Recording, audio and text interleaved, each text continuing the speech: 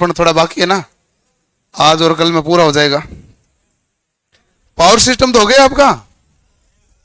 वाह, ये मेरे से पूछ रहे हो कि मैं आपसे पूछूंगा?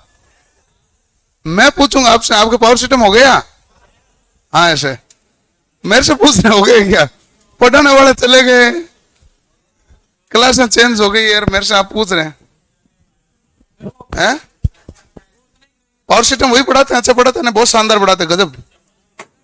पावर सिस्टम पिछले 4 साल से मैंने किसी बैच में नहीं पढ़े आज तक, सिंगल बैच में, नहीं ऑनलाइन नहीं ऑफलाइन, किसी बैच में।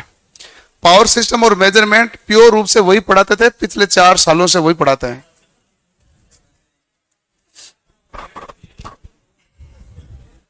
तो आपको कौन अच्छा नहीं पढ़ाता है मेरे अलावा?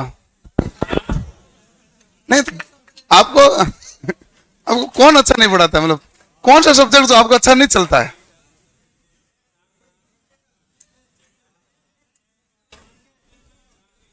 मैथ नहीं चलती है। देखो, जीके को लेके मेरा फर्स्ट डे से एक है कि जीके को लेके मैं जीके चलाता हूं, लेकिन जीके को लेके कोई तनाव नहीं पालना चाहिए। मैं जीके को खुद सीरियस नहीं लेता कभी, क्योंकि वेटेज नहीं है।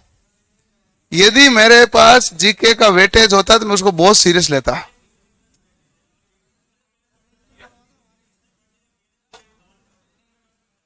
रीजनिंग में तुम पहले कहां चले जाते? पहले तो बेटा टेबलें बजाते हो और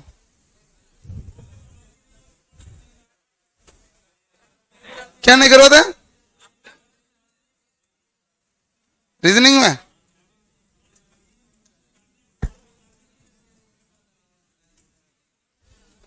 तो ये पूरी होने के बाद ही क्यों बताते हो?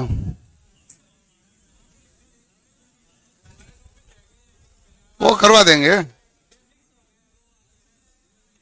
कोई बात नहीं। कौन सा मिक्स हो गया? या तो एक हुआ होगा या 2 हुआ होगा। क्यों पढ़ा तो अच्छा है।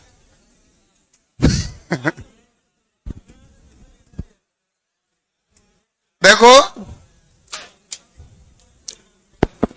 बैठ जाओ बैठ जाओ बैठ जाओ बैठ जाओ। पहली बात तो यह है कि अपने जो सब्जेक्ट हैं एलपी सीबीटी 1 और सीबीटी 2 दोनों के, जूते खा के बैठेगा सीधा बैठेगा? मैं कह रहा हूं बैठ जाओ, मान ही नहीं रहा।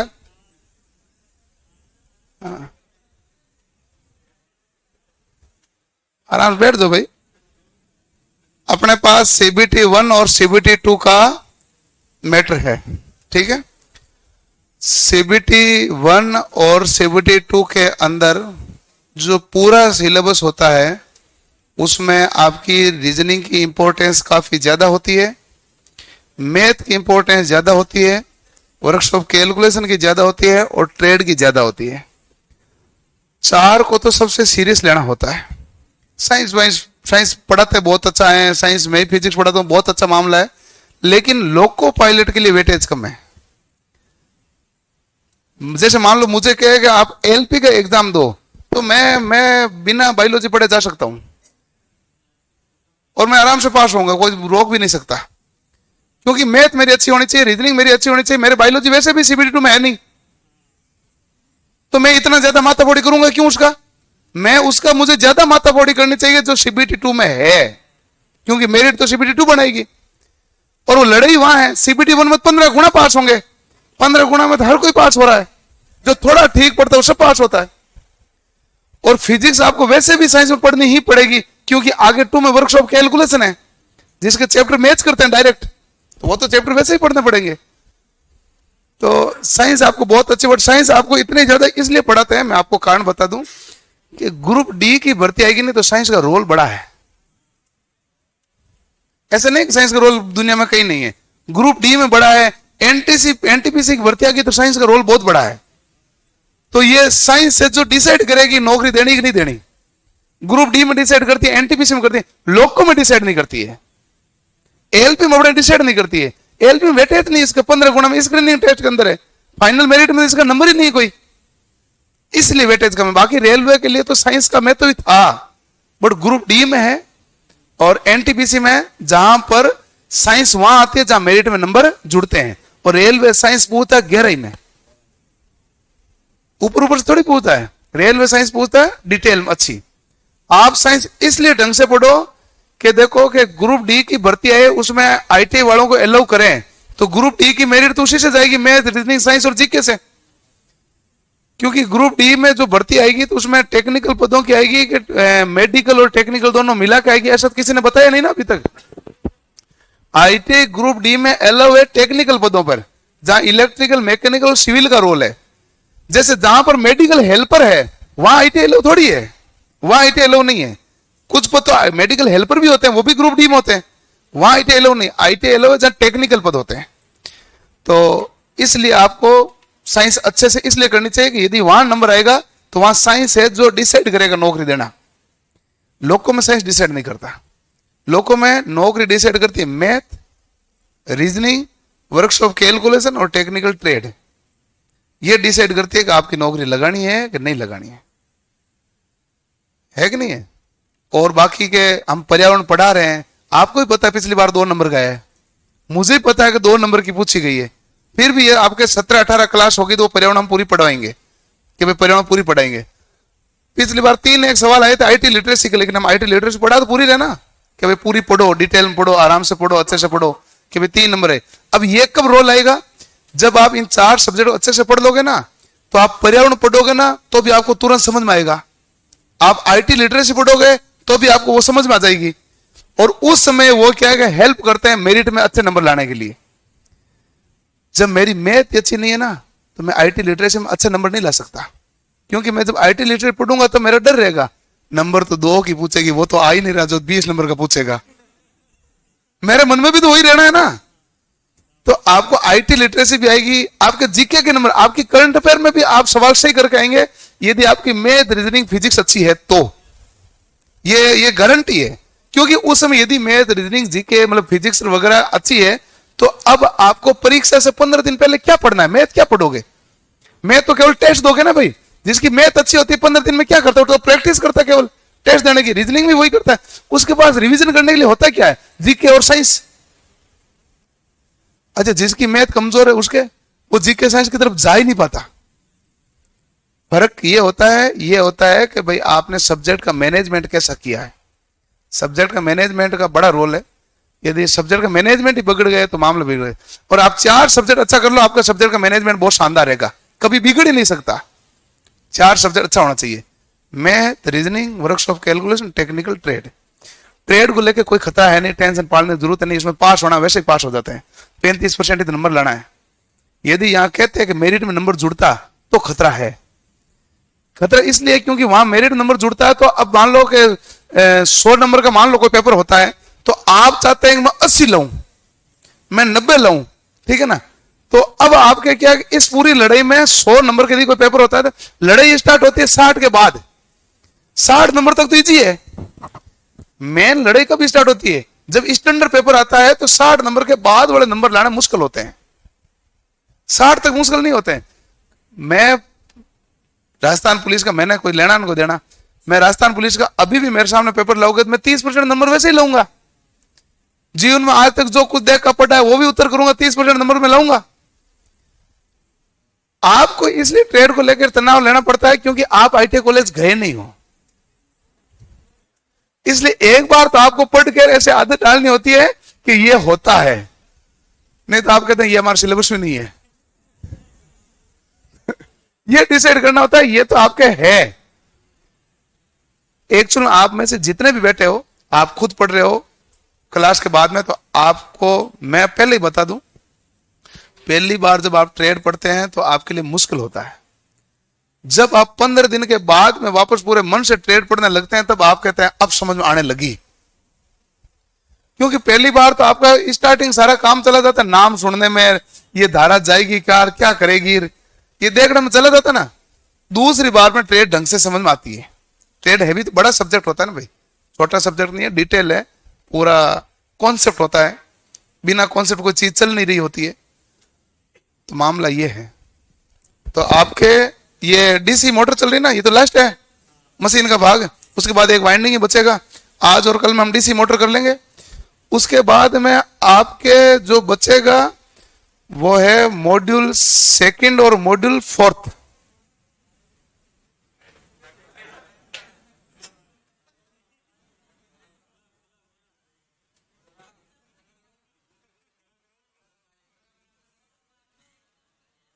किसमें? मॉड्यूल 5 में एक चैप्टर नहीं बचा है, मॉड्यूल 5 में 2 चैप्टर बचा है। आपको यह भी तो पता नहीं होता है। एक मापक यंत्र बचा हुआ है, एक प्रदीप्ति बचा हुआ है। मैं नाम बता रहा हूं ना, हमें पता है ना, चैप्टर सारा हमें पता होता है। चैप्टर 2 बचे हुए, एक मापक यंत्र बचा हुआ है, एक प्रदीप्ति बचा है।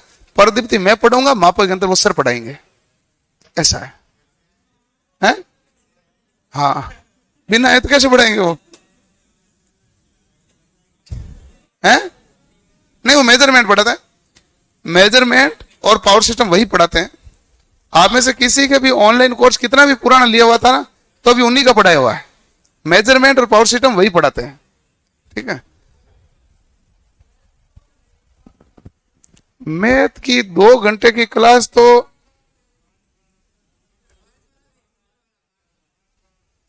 तुम उसमें हो गया? ओके, हाथ खड़े करो, कौन कौन है? ठीक है, 2 घंटे की लगा देंगे। टॉपिक क्या चल रहा है? त्रिभुज। ओके, हाँ 2 घंटे लगा दें, क्या दिक्कत है? लेकिन फिर आपका टाइमिंग चेंज करेंगे। नहीं, 7 से तो क्या करो, या तो 7 से करोगे और या फिर आपको थोड़ा सा लेट करेंगे, क्योंकि आपको 2 घंटे क्यों 2.5 घंटे ही सर दे देंगे, लेकिन सर का भी तो टाइम सेट करना पड़ेगा ना। तो या तो आपको 7 बजे बुलाएंगे। 7 बजे पे किसको दिक्कत? हाथ खड़ा करो। हाँ, तो आप मत आना।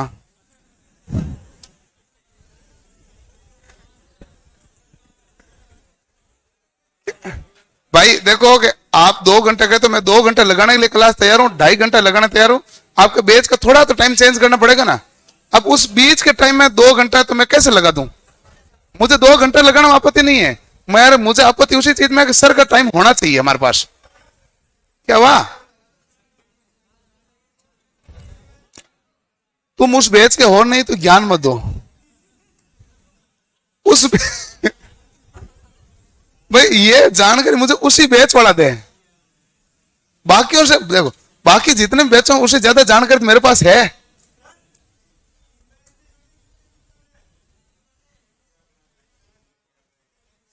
तुझे कैसे पता?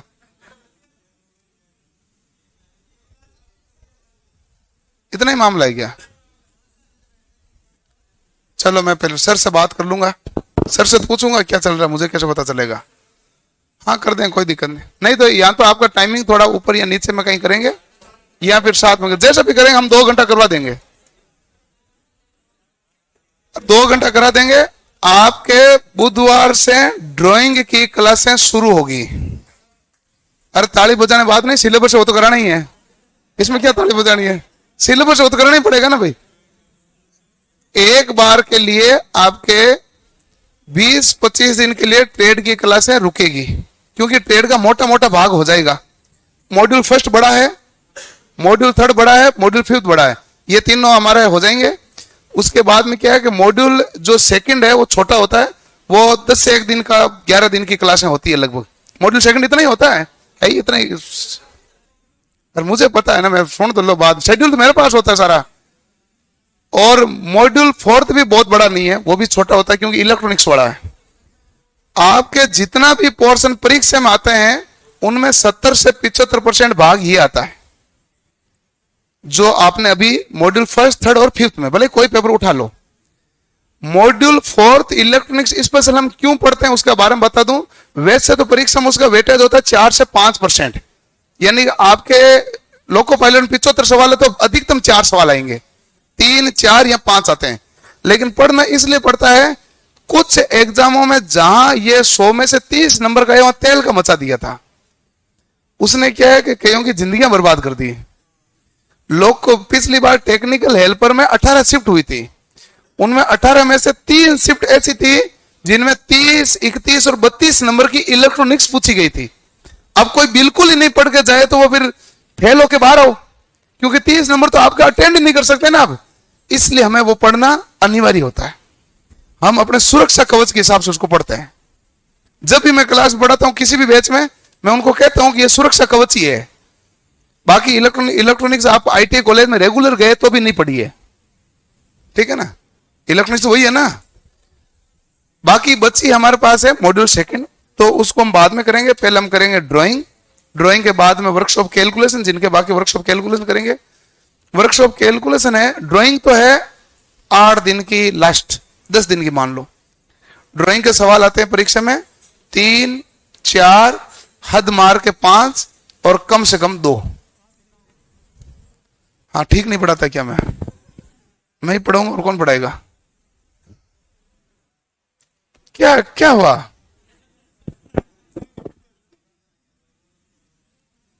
आठ से 10 नंबर का मैटर है।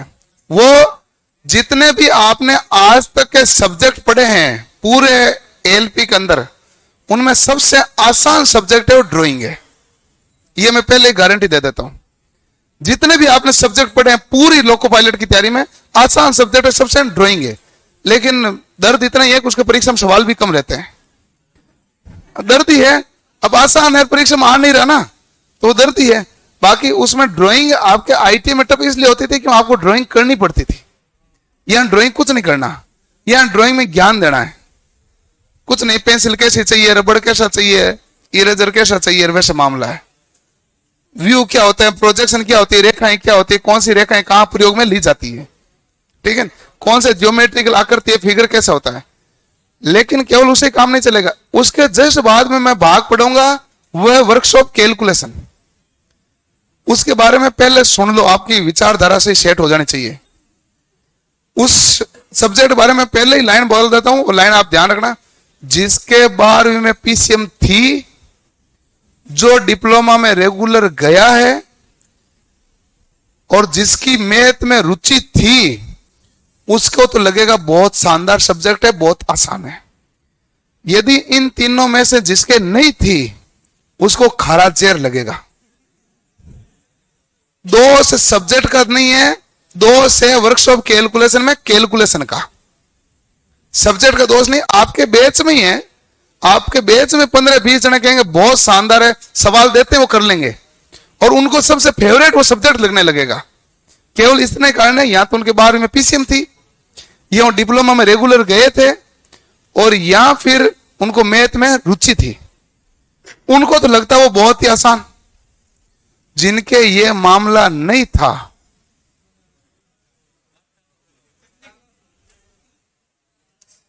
उसको ऐसे माथा पकड़ने से कुछ नहीं होता है। सवाल तो मैं सारा करवाता ही हूं। मैं उसमें आपको एक एक सवाल कराऊंगा, हर चैप्टर के 20 से 40 सवाल करेंगे, पूरी प्रैक्टिस करेंगे, वो सब कुछ करेंगे। बट क्या है, आपको करके लाने भी पड़ेंगे घर से खुद को भी। बाकी भी जिन बच्चों का था तो उनका करवाया, पढ़ाते भी आराम से हैं, लेकिन वो कैलकुलेशन करनी पड़ती है।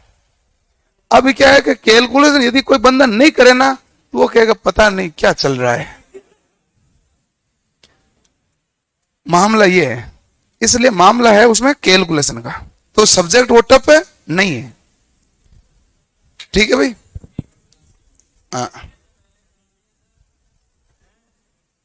पहले से करा दिया तो अच्छी बात है। मैं सवाल पूछूं तो उत्तर बता देना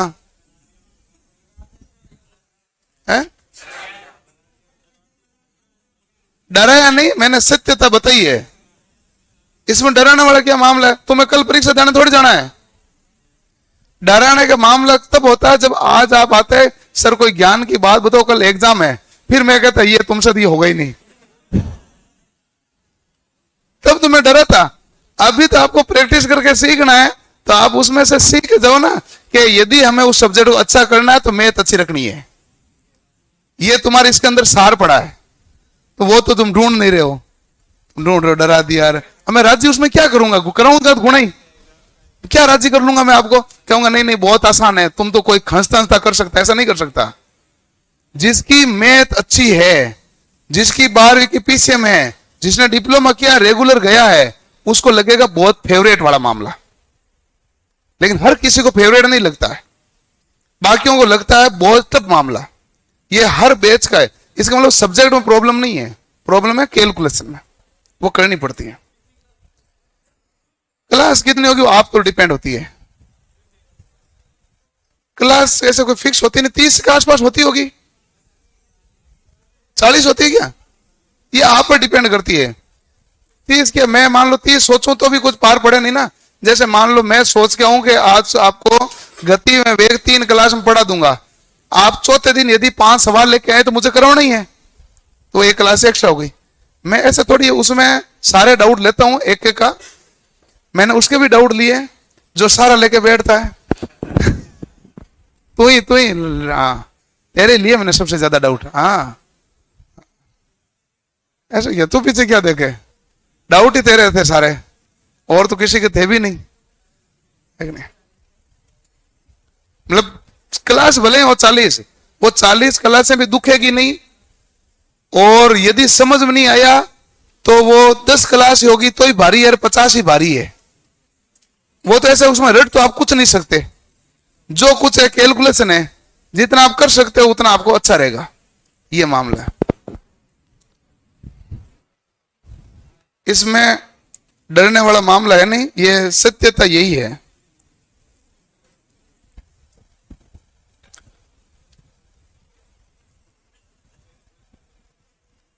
डीसी मोटर में स्टार्टर है ना भाई,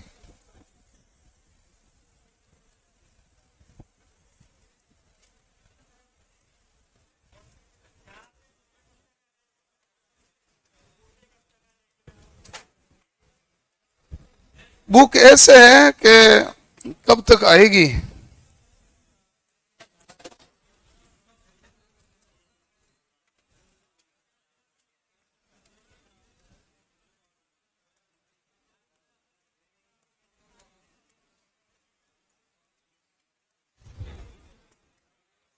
हाँ पता करके बता देंगे, कल परसों में करवाते हैं कोशिश।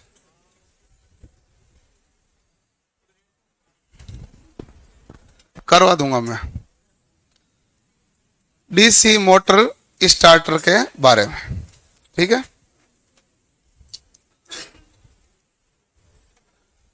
डीसी मोटर स्टार्टर के बारे में ध्यान से देख लो कि डीसी मोटर स्टार्टर हमारे पास क्या होता है।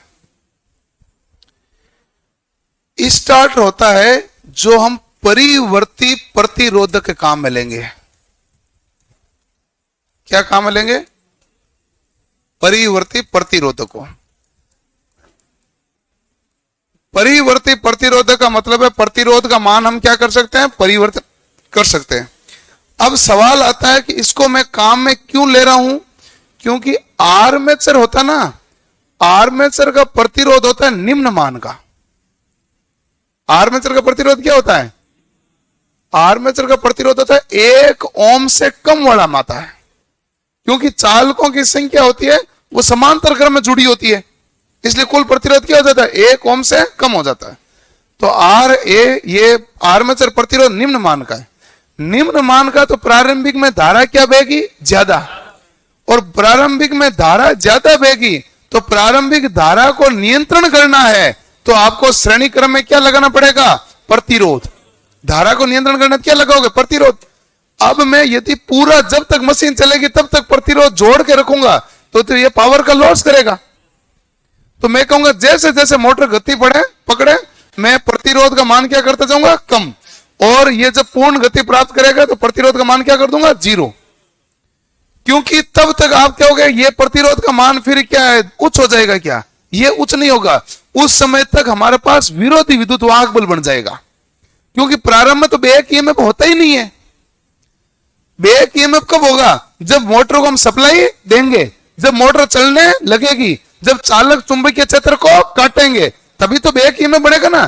तो प्रारंभ में बैक ईएमएफ होता है क्या, नहीं। तो प्रारंभ में बैक ईएमएफ 0 होता है, प्रतिरोध का मान निम्न होता है, इसलिए धारा को नियंत्रण करने के लिए किसकी आवश्यकता पड़ती है, स्टार्टर की। स्टार्टर के लिए हम क्या काम लेते हैं, परिवर्ती प्रतिरोधक। और परिवर्ती प्रतिरोधक को आप धीरे धीरे प्रतिरोध का मान बढ़ाते हैं, इसलिए इसको हैंड स्टार्टर भी बोलते हैं।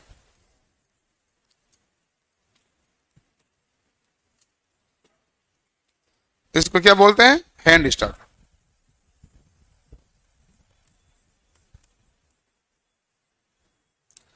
प्रारंभ में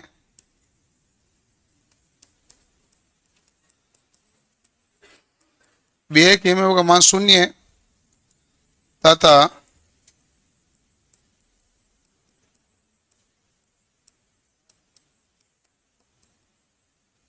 आर्मेचर प्रतिरोध का मान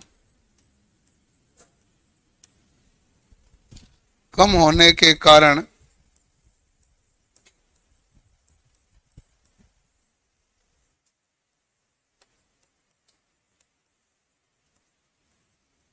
आर्मेचर के श्रेणी क्रम में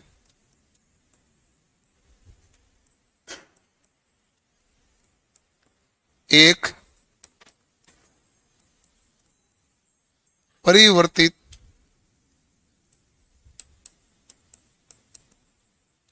प्रतिरोध को जोड़ा जाता है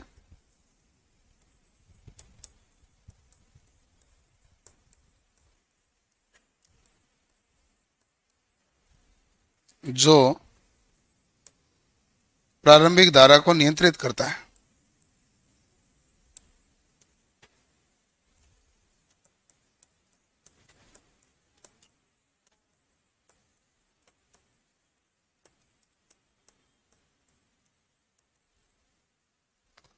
जो प्रारंभिक धारा को क्या करता है?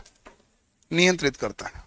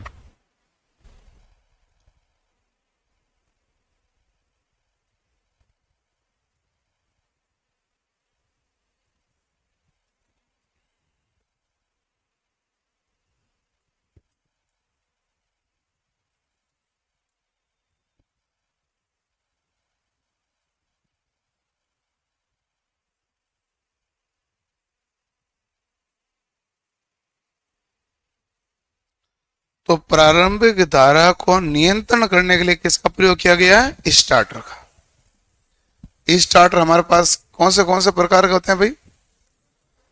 2 पॉइंट, 3 पॉइंट और 4 पॉइंट। 2 बिंदु, 3 बिंदु और 4 बिंदु।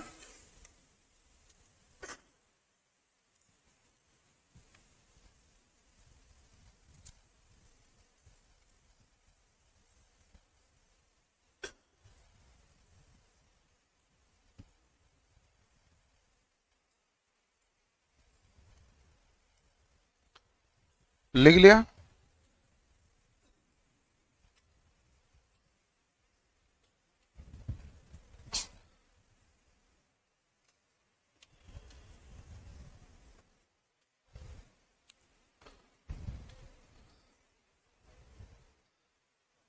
अभी मैथ किस किस को आसान लगती है? हाथ खड़ा करना, ईमानदारी से हाथ खड़ा करना भाई। मैथ जिनको आसान लगती है हाथ वो पूरा खड़ा करो, मुझे दिक्कत सही।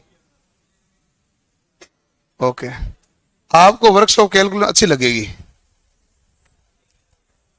हाँ, ये अच्छी लगेगी। मैथ आसान लगती है उसको अच्छी लगेगी। तेरे क्या दिक्कत हुई? तूने तो हाथ खड़ा नहीं किया। तो खड़ा हो, क्या दिक्कत है? रुको रुको भाई, तुझे तो हाथ खड़ा करना इसलिए चाहिए था। तूने तो कहा कि सर मास्टर बदलो, हमें इनसे समझ नहीं आ रहा, फिर दूसरे से आया ही होगा। मैंने तुझे उस दिन भी कहा था, मैंने कहा खोट तेरे में है, गणित ऐसी होती है। आपको लग रहा है कि उनसे पढ़ने पर गणित हो जाएगी। गणित गणित है, मैथ मैथ है। शुरुआत में लगता है बंदे को मुझे मैथ नहीं आ रही, हो सकता मास्टरी दोष है, चेंज कर दो, तो चेंज कर दिया, फिर मास्टर दूसरा आ गया, फिर क्या होगा? है?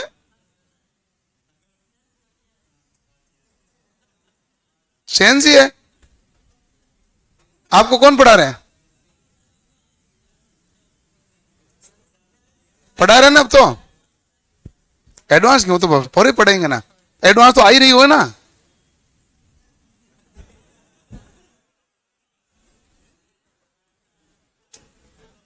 बैठो बैठो, मैंने कहा था मैं आपको बतलाऊंगा कभी। ऐसा है कि मैं एक, नहीं स्टूडेंट, आपका इसमें दोष नहीं है, आप आते हैं तो आपको शुरुआत में लगता है कि वो कुछ अलग पढ़ाएंगे या उनसे मैथ आसान होगी। एक्चुअल में मैथ का एक ही मामला है, जिसकी कैलकुलेशन अच्छी उसको मैथ कोई पढ़ा दो सब अच्छी। एक ही चीज है मैथ में, जिसकी खुद की कैलकुलेशन अच्छी है, बाकी मैथ छोड़ो, बाकी तो मैथ टीचर पढ़ाएगा, जिसकी कैलकुलेशन अच्छी है उसको कोई भी पढ़ा दो उसकी मैथ अच्छी होगी, और कोई भी पढ़ा दो उसकी मैथ अच्छी हो ही नहीं सकती जिसकी कैलकुलेशन खराब है। टीचर तो आपको कॉन्सेप्ट बता सकता है, आप बैठे रहेंगे, गुणा ही नहीं हो पा रहा है तो कोई क्या कर लेगा। तो मैथ का पूरा खेल कैलकुलेशन पर टिका होता है। तो मैं सब्जेक्ट पढ़ाऊंगा आपको, वर्कशॉप कैलकुलेशन।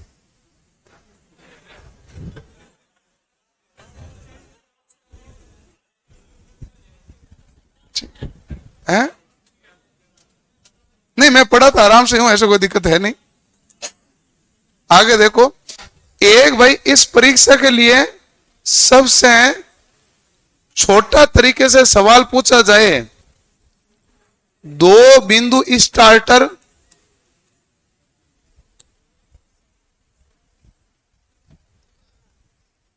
अभी लिखना मत, तीन बिंदु स्टार्टर, चार बिंदु स्टार्टर,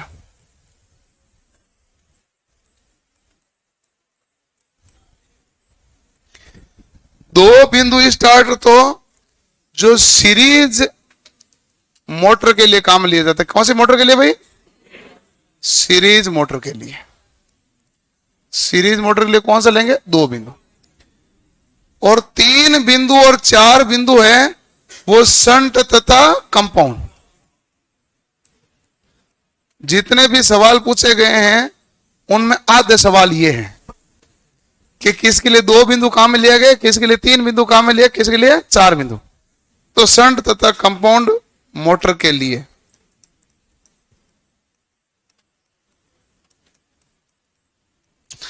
अभी हम दो बिंदु तीन बिंदु स्टार्टर को पढ़ेंगे, तो हमारे पास दो बिंदु स्टार्टर कहां काम में लिया जाएगा भाई? सीरीज मोटर के लिए। तीन बिंदु व चार बिंदु दोनों स्टार्टर कहां काम लिया जाता है? शंट तथा कंपाउंड मोटर के लिए। आपके आधे सवाल तो यही है, बाकी आधे सवाल के लिए डिटेल पढ़ेंगे, ठीक है? करो नोट इतना सा।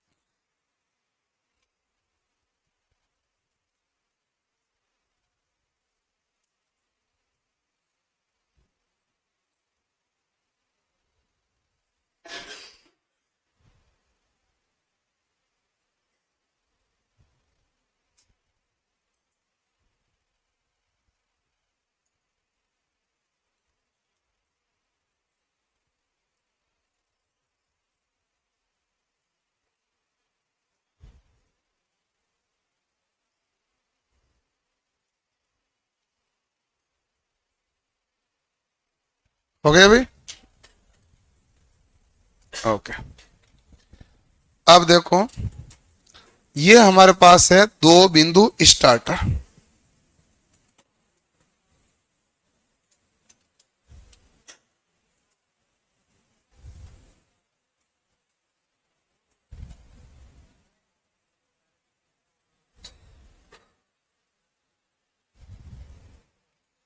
2 पॉइंट स्टार्टर।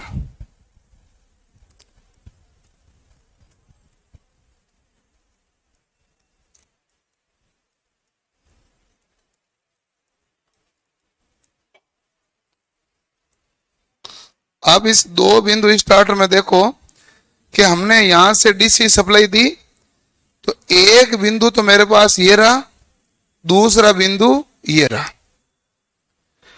यहां पर ये हमारे पास क्या है भाई, परिवर्ती प्रतिरोधक है कि नहीं है, यानी वेरिएबल रजिस्टर ही हुआ,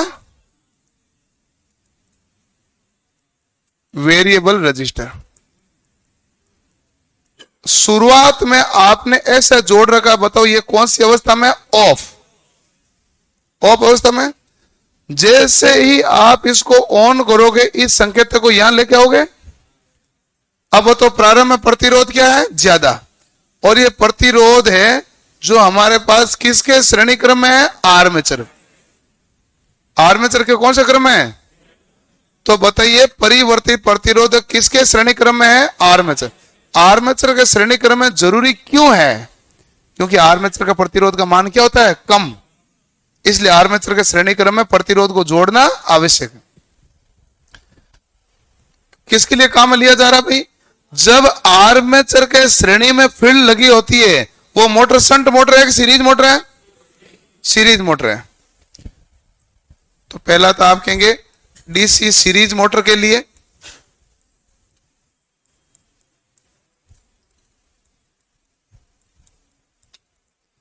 दूसरा इसमें स्टार्टर को कहां जोड़ा जाता है, इसमें स्टार्टर को आर्मेचर के श्रेणी क्रम में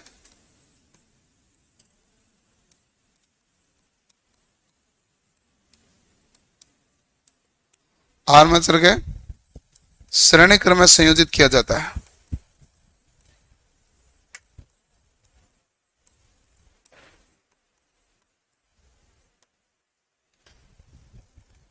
एक हमारे पास नाम है एनवीसी,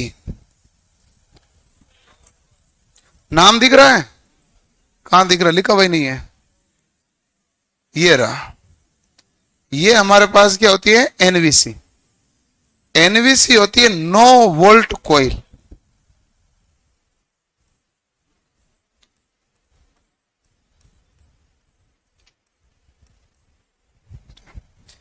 एनवीसी के बारे में होता है, एनवीसी किसके श्रेणी क्रम में है, तो फील्ड वाइंडिंग के बोलना। अभी तो दोनों ही फील्ड वाइंडिंग के श्रेणी क्रम में एनवीसी है, फील्ड वाइंडिंग के श्रेणी क्रम में ये भी है, लेकिन आगे में भी यही काम आएगा। एनवीसी सदैव किसके श्रेणी क्रम में लगेगी, फील्ड वाइंडिंग।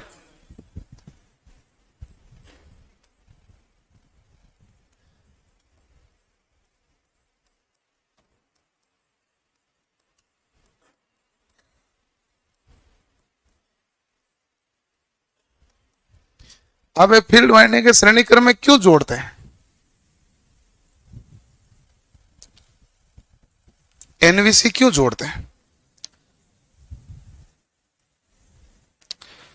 मुझे आइडिया नहीं, आप बताओगे तो पता चलेगा।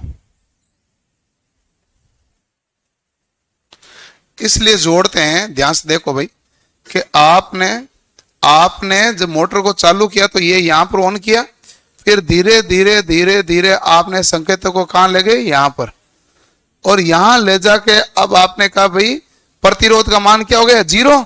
अब देख लो ये धारा ही यहां से ऐसे गई, ऐसे जाएगी, ऐसे जाएगी, फील्ड में गई, बताओ प्रतिरोध में गई क्या, नहीं गई ना, तो प्रतिरोध तो बाहर हो गया, आउट हो गया, ठीक है। अब आपने यहां पर मान लो संकेतों को लॉक कर दिया, संकेतक लॉक कर दिया, संकेतक यहां पड़ा है, अचानक से लाइट चली गई, विद्युत सप्लाई बंद हो गई। अब संकेतक को यही है, वापस विद्युत सप्लाई आ गई, संकेतक कहां था, यही था ना, तो मोटर जल सकती है कि नहीं जल सकती, क्योंकि प्रारंभ में प्रतिरोध क्या रखना चाहिए, ज्यादा, जबकि आपका तो ये संकेतक यहां लॉक हो गया। इसलिए आप कहोगे कि हमें रिस्क नहीं चाहिए, ऐसा है कि हम लॉक नहीं करेंगे, संकेतक को घुमा के यहां लाएंगे और यहां लाएंगे, तो ये देखो पी नाम दिख रहा ना, ये भाग यहां पर आ जाएगा, संकेतक यहां जुड़ेगा तो वो भाग कहां आ जाएगा, यहां आ जाएगा, और ये जो कोईल लगी हुई ना, ये कोईल बनाएगी एक चुंबकीय क्षेत्र, और चुंबकीय क्षेत्र से ये क्या हो जाएगा, यहां जुड़ जाएगा। चुंबकीय क्षेत्र के कारण 9 वोल्ट कॉइल इस संकेतक को क्या करेगी, जकड़ लेगी। जैसे विद्युत सप्लाई गई तो बताओ फील्ड में फ्लक्स का मान क्या हो गया, 0। चुंबकीय क्षेत्र क्या हो गया, 0। 0 हो गए तो इसने इसको छोड़ दिया तो ये स्प्रिंग लगी हुई है कि नहीं है, ये स्प्रिंग संकेतक को वापस खींच लेगी।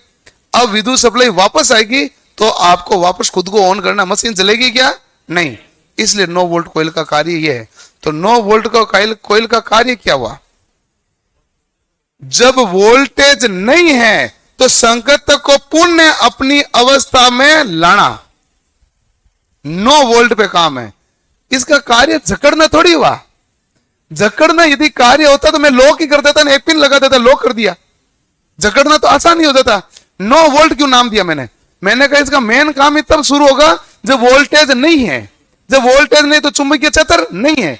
चुंबकीय क्षेत्र नहीं तो संकेतक को क्या कर देगी, छोड़ देगी। संकेतक पुनः अपनी कहां जाएगा, 0 स्थिति पर आ जाएगा। तो इसलिए इस ना का नाम क्या दिया गया, 9 वोल्ट कॉइल। क्लियर।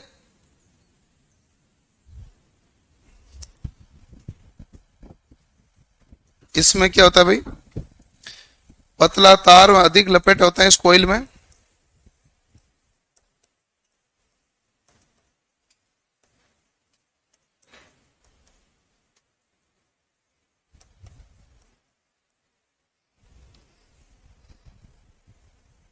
जब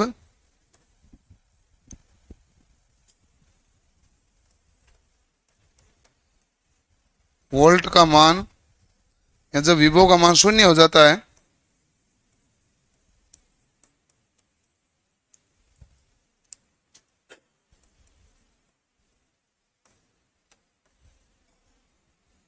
जब विभव का मान 0 होता है तो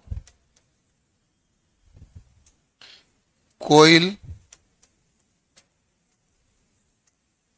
के द्वारा, जब विभव का मान 0 हो जाता है तो कॉइल द्वारा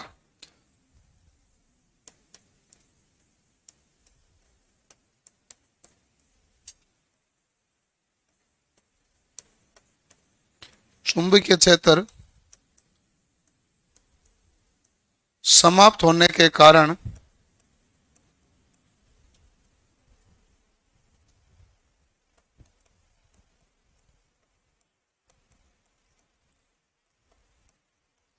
संकेतक को छोड़ देता है। इसलिए इस कॉइल को क्या कहा गया है, 9 वोल्ट कॉइल। ये हमारे पास स्प्रिंग होती है। स्प्रिंग हमारे पास किसकी होती है भाई, फॉस्फोरस ब्रोंज की।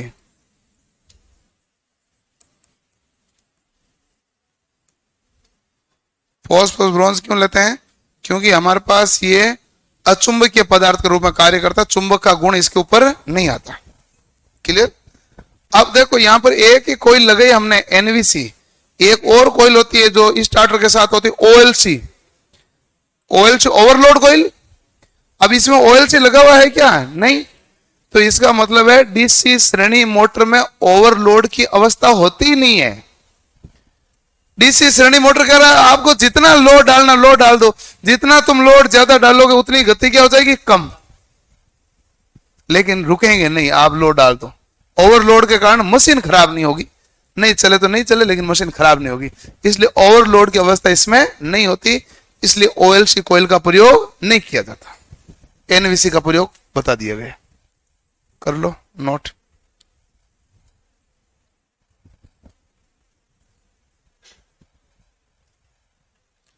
इसका पॉइंटर किस प्रकार का होता है, पॉइंटर ऐसा पदार्थ होना चाहिए जो पहली बात वजन में क्या हो, हल्का।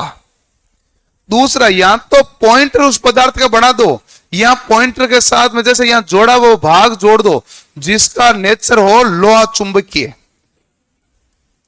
लोहा चुंबकीय क्या नेचर होता है, यानी कि लोहे का गुण होना चाहिए जो चुंबक के कारण क्या होता है, आकर्षित करके जकड़ ले। तो ये उस पदार्थ का होना चाहिए, तो उस गुण का रहना चाहिए ताकि चुंबकीय गुणों को चुंबकीय गुणों के कारण ये इसको जकड़ सके। नरम लोहे का जो जल्दी से चुंबकीय गुण को धारण कर लेता ना,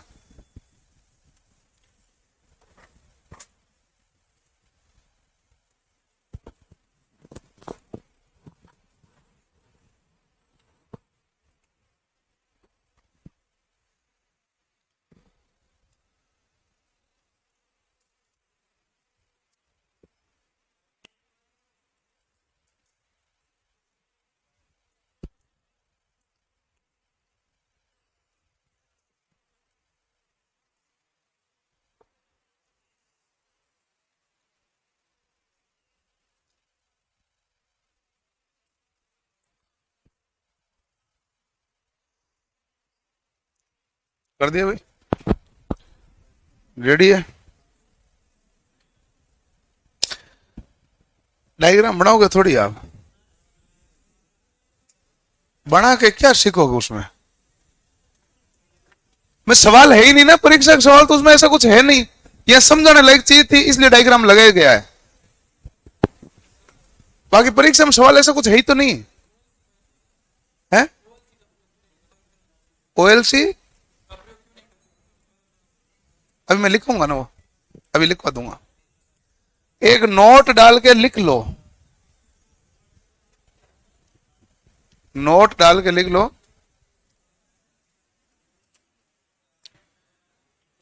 डीसी श्रेणी मोटर में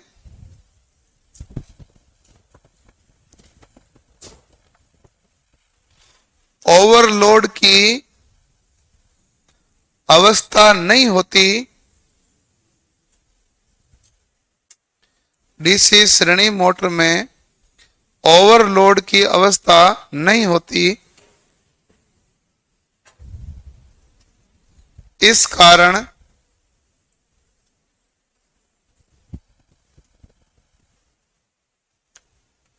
OLC का प्रयोग नहीं किया जाता। OLC, इस कारण OLC का प्रयोग नहीं किया जाता।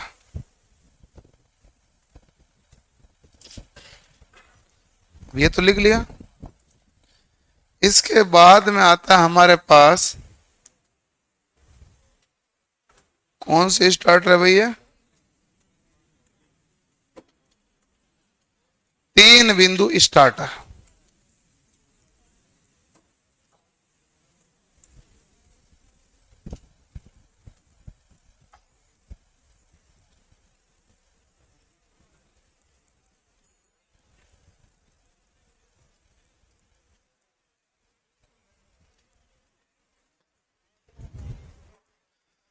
अब यहां इसको थोड़ा ध्यान से समझना पड़ेगा।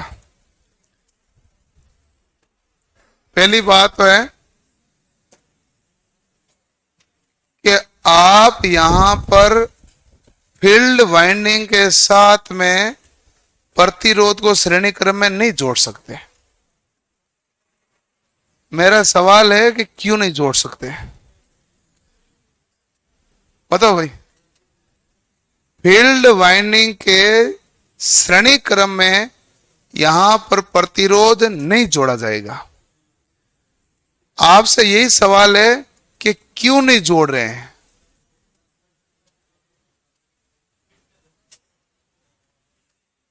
आपने एक लाइन लिखी कि डीसी मोटर को पहले स्टार्ट करना चाहिए, बाद में लोड जोड़ना चाहिए। बाद में लोड जोड़ना चाहिए ना, ठीक है ना। लोड जोड़कर डीसी मोटर को स्टार्ट नहीं करना चाहिए, बिना लोड के डीसी शंट मोटर को स्टार्ट करना चाहिए। देखा क्यों?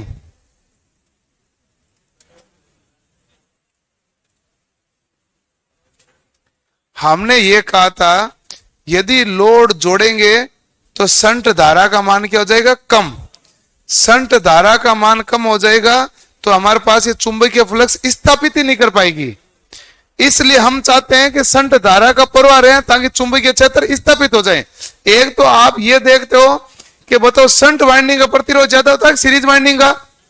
शंट का प्रतिरोध ज्यादा है, इसलिए धारा ऑलरेडी कम बह रही है। फिर से आप यदि लोड लगा देंगे तो धारा उसमें और ही क्या जाएगी? कम। और धारा कम जाने के कारण वो कोयल चुंबकीय क्षेत्र स्थापित नहीं कर पा रही है, इसलिए हम कहेंगे पहले लोड नहीं लगाएंगे, पहले चुंबकीय क्षेत्र स्थापित करवाएंगे। यहां पर भी हमने वही किया है। हमने कहा कि देखो जैसे ही ऑन करने के लिए जा रहे हैं, एक वायर देखो यहां से डायरेक्ट,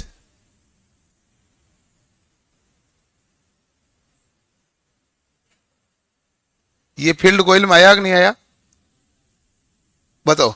फील्ड कॉइल के कहीं भी श्रेणी क्रम में प्रतिरोध आया क्या? फील्ड कॉइल के श्रेणी क्रम में प्रतिरोध होता तो ये कहता इसका प्रतिरोध का मान ज्यादा, इसका प्रतिरोध का और मान ज्यादा, धारा और क्या बहती कम, चुंबकीय क्षेत्र स्थापित नहीं होता तो मोटर स्टार्ट ही नहीं होती, और स्टार्टर लगा रहे हैं फिर भी स्टार्ट नहीं होगी क्योंकि चुंबकीय क्षेत्र स्थापित नहीं हो रहा। इसलिए हमने यहां पर एक सुविधा की है कि फील्ड वाइंडिंग के श्रेणी क्रम में हम प्रतिरोध को नहीं लगाएंगे, ठीक है, ये सुविधा कर दी। लेकिन हमने कहा था आर्मेचर का प्रतिरोध का मान तो बहुत ही कम होता है, तो आर्मेचर के श्रेणी क्रम में तो मुझे प्रतिरोध लगाने की आवश्यकता है। तो देख लो आर्मेचर के श्रेणी क्रम में प्रतिरोध है कि नहीं है, ये देख लो आर्मेचर के श्रेणी क्रम में है। तो बताइए प्रतिरोध किसके श्रेणी क्रम में जुड़ा हुआ है? आर्मेचर के। और एनवीसी कॉइल किसके श्रेणी क्रम में जुड़ी हुई है? फील्ड। यही आपने लाइन लिखी है। एनवीसी सदैव चाहे सीरीज में भी थी चाहे शंट में हो, फील्ड वाइंडिंग के श्रेणी क्रम में कौन है? एनवीसी। आर्मेचर के श्रेणी क्रम में कौन है? प्रतिरोध। ठीक है, अब एक और समस्या, ये तो ठीक है मोटर स्टार्ट हो जाएगी, मामला आ गया। अब क्या समस्या क्या आएगी? समस्या ये है कि जैसे आप यहां पर संकेत लेके आए, जैसे आप संकेत को बढ़ा के यहां लाए, मान लो 4 नंबर पॉइंट पे पहुंचे, तो 4 नंबर पॉइंट पर पहुंचते ही जब यहां पर जोड़ा गया है, तो अब बताओ कि इसका प्रतिरोध का मान ये हो गया कि नहीं हो गया फील्ड वाइंडिंग के? अब तो फील्ड वाइंडिंग का प्रतिरोध बढ़ रहा है कि नहीं बढ़ रहा? जैसे जैसे आर्मेचर का प्रतिरोध घट रहा है, फील्ड वाइंडिंग का प्रतिरोध क्या हो रहा है? देख लो एनवीसी वाला तार तो यही जुड़ा हुआ ना यहां पर ही। और इस कंडीशन में कई बार यदि प्रतिरोध थोड़ा ज्यादा बढ़ जाए तो चुंबकीय फ्लक्स छोड़ने लग जाता है। चुंबकीय फ्लक्स बन रहा है वापस टूट रहा है, बन रहा है टूट रहा है, ऐसी कंडीशन आ जाए, उससे कहते हैं ट्रिपिंग दोष। उसे क्या कहते हैं? ट्रिपिंग दोष। ट्रिपिंग दोष कौन से स्टार्टर में आता है? 3 बिंदु स्टार्टर में। क्यों आया? क्योंकि जैसे जैसे स्टार्टर को आगे ले जाओगे तो फील्ड वाइंडिंग के श्रेणी क्रम में प्रतिरोध का मान क्या हो जाएगा? ज्यादा। तो फील्ड वाइंडिंग का चुंबकीय फ्लक्स क्या पड़ जाएगा? कमजोर। और चुंबकीय फ्लक्स कमजोर पड़ने के कारण कौन सा दोष आएगा? ट्रिपिंग दोष आएगा। इसलिए यहां पर ट्रिपिंग दोष आने लग जाता है। यह ट्रिपिंग दोष नहीं आए इसलिए एक 4 बिंदु स्टार्टर का प्रयोग किया गया है। 4 बिंदु स्टार्टर में इस ट्रिपिंग दोष को दूर कर दिया गया। अब देख लो वो तार है ही नहीं जो आपका माथा फोड़ी कर रहा था, परेशानी कर रहा था ना, वो वायर हटा दिया और यहां पर हमने एक प्रतिरोध श्रेणी क्रम में और जोड़ा। जोड़ा कि नहीं जोड़ा? अब यहां पर 4 बिंदु, 1 बिंदु, 2, 3 और 4, जबकि यहां बिंदु कितने हैं भाई? 3। ये 3 बिंदु स्टार्टर है। तो 3 बिंदु स्टार्टर में पहली चीज समझने की है कि ये कहां काम में लिया जाता है? शंट मोटर के लिए। तो शंट यहां कंपाउंड दोनों के लिए। शंट मोटर बताओ ज्यादा लोड पे काम करती है कि नहीं करती है? नहीं करती है। शंट मोटर हो जाती है जो कम लोड और नियत गति पर काम करती है। नियत गति वाली मोटर कौन सी है? शंट। तो लोड क्या होता है? कम। कंपाउंड मोटर क्या होती है? श्रेणी और शंट को जोड़ के मिलाया कि भाई नियत गति पे भी चले और लोड भी ज्यादा उठा ले। लिफ्ट है, स्वचालित सीढ़ियां हैं, वहां कौन सी मोटर काम में ली जाती है? कंपाउंड। तो नियत गति वाली है, इसलिए आप कहेंगे ये शंट तथा कंपाउंड मोटर में है।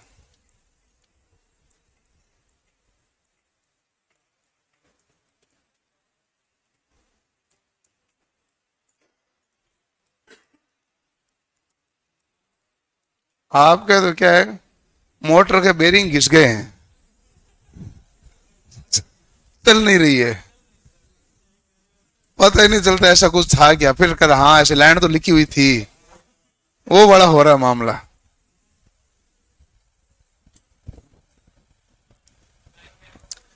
एक आज छुट्टी पर हो कि आप कम हो गए हो? नहीं मैं नहीं, आज छुट्टी पर है कि कम हो गए हैं बच्चे? यहां कम ही हो गए क्या? तो देखो, एक तो कल बहुत सारे बच्चे आरएस बनने गए होंगे, क्योंकि आरएस का किसी ने फॉर्म भर दिया, होम डिस्ट्रिक्ट सबको मिला, तो सब कहे मैं गांव जाके आऊंगा, अगली 2 तारीख को छुट्टी है ना, सबका एग्जाम तो होम डिस्ट्रिक्ट ही हुआ है।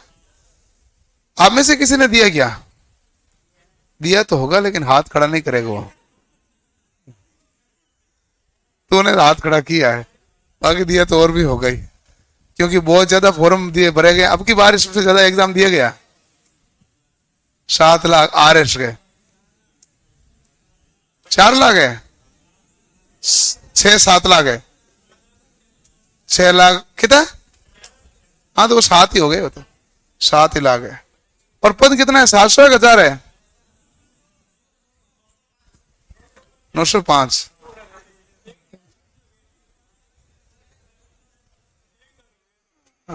ये है कंपटीशन, ठीक है। उसका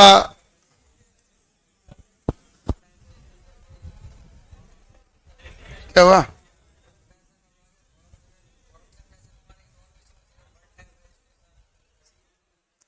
ये दिक्कत यही है, आप अगले बंदे का काउंट कर रहे हैं। वो कह रहे हैं कि गवर्नमेंट फॉरम से पैसे कमा गई, तो तुम पास कर लो ना। गवर्नमेंट तो ये कहती है, हाँ तो देना ही है। गवर्नमेंट ऐसे थोड़ी ना है। आप उस चक्कर में क्यों रहे? आप परीक्षा दे, उसमें पास हो जाए। आप उनकी कैलकुलेशन क्यों करें? आप तो ये सोचें कि आपकी कैलकुलेशन कहां बिगड़ी। एक्चुअल में आप दूसरे गणना नहीं करनी चाहिए कभी भी, अपन को खुद की गणना करनी चाहिए, क्योंकि आपके पास इतना टाइम कम होता है कि आप अपने खुद की कैलकुलेशन नहीं बैठा पाते हैं। आप दूसरे की क्यों बिठाओ? तो इसलिए उन गवर्नमेंट की क्यों बिठाओ? संट तथा कंपाउंड मोटर के लिए गवर्नमेंट की बिठाने के लिए है ना, मीडिया ना आ जाए ना अखबार में, राजस्थान पर कर्जा बहुत ज्यादा हो गया है, तो वो बैठा देंगे। तो अब देखो, ये कौन से भैया? Soft iron piece. Soft iron piece क्यों लेते हैं काम में?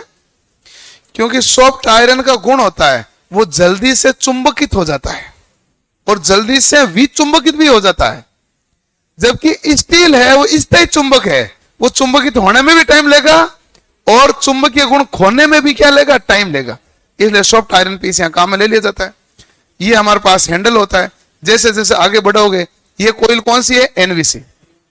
अच्छा, अब देखो होगा क्या मामला। मामला ये होगा कि यदि लोड ज्यादा बढ़ गया, ठीक है, लोड ज्यादा बढ़ने पर हमारे पास ये जो ये कनेक्शन किया हुआ है, कनेक्शन तो यहीं पे आएगा ना भाई, कनेक्शन यहां पर जुड़ा हुआ है। यदि लोड ज्यादा बढ़ गया, लोड ज्यादा बढ़ेगा तो ओवरलोड जो कोयल है नी, वो क्या करेगी? ये उष्मा के कारण रिलीज होगी और ये अपना दाब कहां पर देगी? इस छड़ पर दाब दे देगी। उष्मा के कारण क्या होगी? रिलीज हो गया, छड़ पे दाब दे दिया। जैसे इस छड़ पे उसका दाब आया, ये भाग क्या होगा? ऊपर उठेगा कि नहीं उठेगा? ये भाग ऊपर उठा तो ये तिकोना ऐसे आया। अब ये इस तार से भी टच कर गया और इस तार से टच कर गया। एनवीसी कोयल क्या हो गई? शॉर्ट। और एनवीसी कोयल शॉर्ट हो गई तो चुंबकीय क्षेत्र क्या हो गया? समाप्त। चुंबकीय क्षेत्र समाप्त हो गए तो स्प्रिंग इसको वापस कहां ले जाएगी? 0 पर। तो ओवरलोड में तो यही होगा। ओवरलोड के केस में हमारे पास क्या होगा? ओवरलोड कोयल के द्वारा एनवीसी को शॉर्ट सर्किट कर दिया जाएगा। सवाल परीक्षा का यही है। एनवीसी क्या होगी? Short circuit. किसके द्वारा होगी? ओएलसी के द्वारा। ये देखो, ये भाग थोड़ा सा ऊपर जाएगा। लीवर किसे कहते हैं? उत्तोलक, यानी सीधी या टेढ़ी छड़ जो किसी बिंदु पर घूमती हो। तो जैसे लोड बढ़ेगा ये भाग कहां चला जाएगा? ऊपर। ऊपर जाएगा तो ये देखो दोनों बिंदु यहां टच कर जाएंगे ना, इसको त्रिकोणे को ये टच करेंगे तो ये क्या हो गया? शॉर्ट। एनवीसी शॉर्ट हो गए तो चुंबकीय क्षेत्र क्या हो जाएगा? समाप्त। तो शंट तथा कंपाउंड मोटर के लिए काम में लिया जाता है।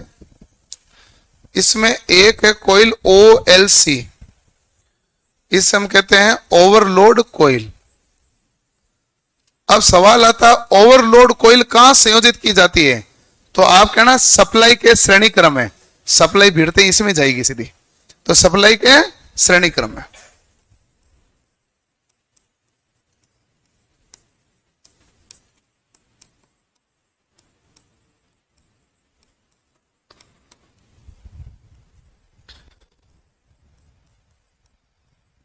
मोटा तार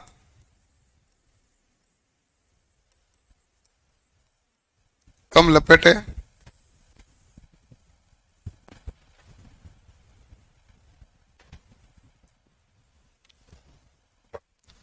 मोटा तार कम लपेटे। ठीक है, अब देखो, ओवरलोड की स्थिति में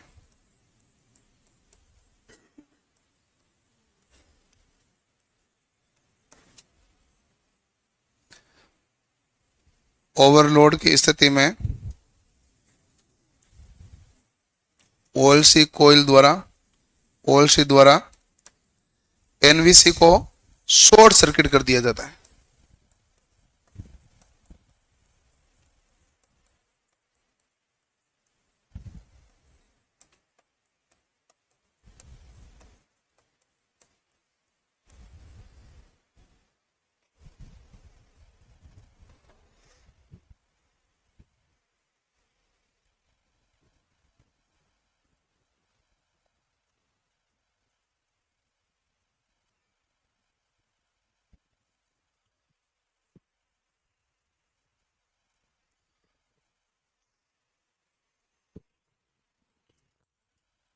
एक बच्चा कह रहा है कि अब हम एमपी वालों का कुछ नहीं होगा, एलएटीए की वैकेंसी नहीं आई।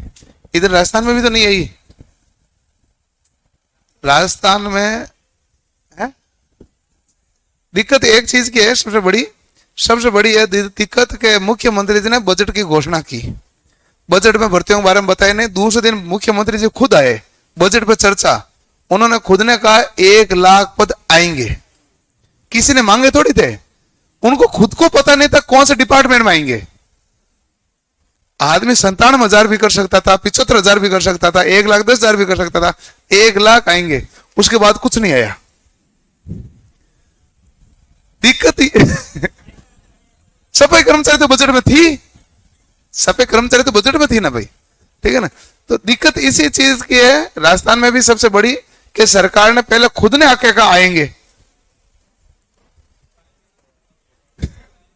और अब 4 दिन के बाद लगेगी आचार संहिता।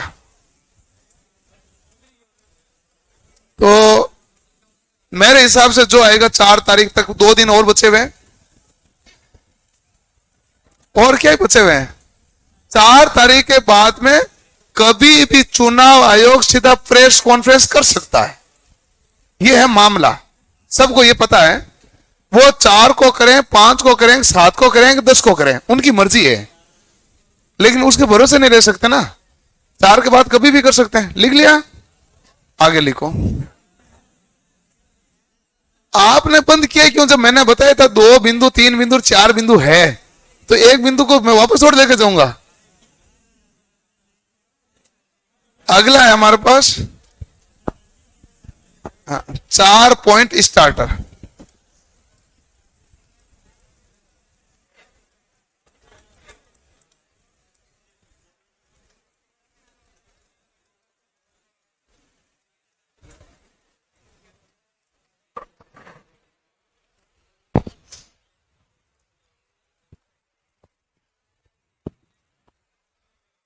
चार पॉइंट स्टार्टर। अब बताओ भाई, 4 पॉइंट स्टार्टर क्या है? तो आप कहेंगे 4 पॉइंट स्टार्टर में जो ट्रिपिंग, 3 बिंदु में ट्रिपिंग दोष होता है, उसको दूर करने के लिए हमने कौन सा लिया भाई? 4 बिंदु स्टार्टर। शंट व कंपाउंड मोटर के लिए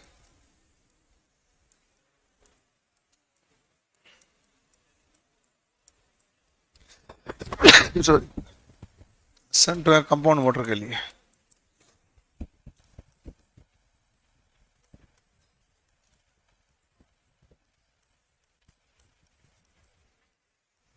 तीन बिंदु स्टार्टर में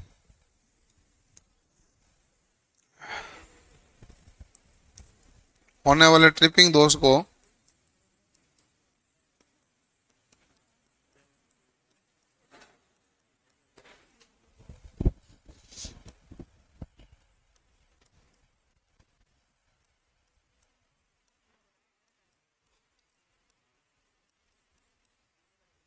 दूर करने के लिए इसका प्रयोग किया गया।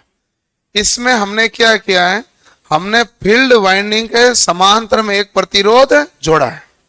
फील्ड वाइंडिंग के समांतर में क्या जोड़ा है, प्रतिरोध। अब देख लो, ये जैसे जैसे स्लाइड घूमेगी इसका प्रतिरोध नहीं बढ़ रहा है, पहले प्रतिरोध बढ़ रहा था ना भाई। अब देख लो इसके साथ में ये कनेक्शन हो गया, अब प्रतिरोध नहीं बढ़ रहा है, यहां से डायरेक्ट आएगी तो सप्लाई यहां पर जो मिलती है वो डायरेक्ट मिलेगी और इसका प्रतिरोध बिल्कुल भी नहीं बढ़ेगा। तो प्रतिरोध बिल्कुल नहीं बढ़ेगा, परिपथ पूरा करना था, इसलिए एनवीसी का एक वायर के लिए हमने अतिरिक्त प्रतिरोध समांतर क्रम में जोड़ दिया।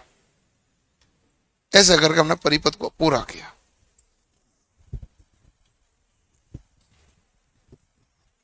ये है, है?